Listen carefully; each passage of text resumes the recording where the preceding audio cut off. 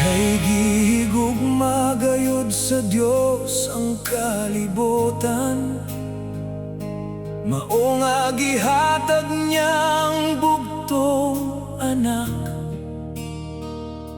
aron ang motukan niya dili malaglag, kundili may kinabuhing walay katapusan. Nasayod siya sa mga plano, alang ka na to, plano sa kaayohan, paglaom ug maayong kaugmaon.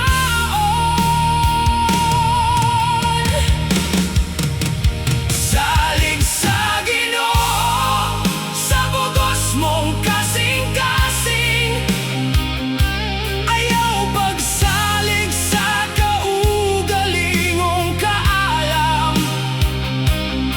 Hinumdumi siya sa tanan mong buhaton, ug tultolan ka niya sa matarong nga dalan. Ayaw kahadlok magmalig-on ug magmaisugod, kay ang Ginoo nga imong Dios mag-uban kanimo.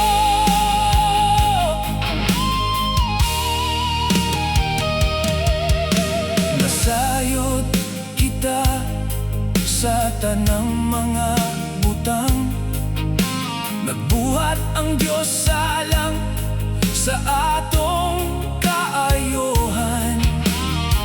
Alang ka natong nahigugma ug tinawag niya, ayaw ka balaka, kay siya ang atong Dios.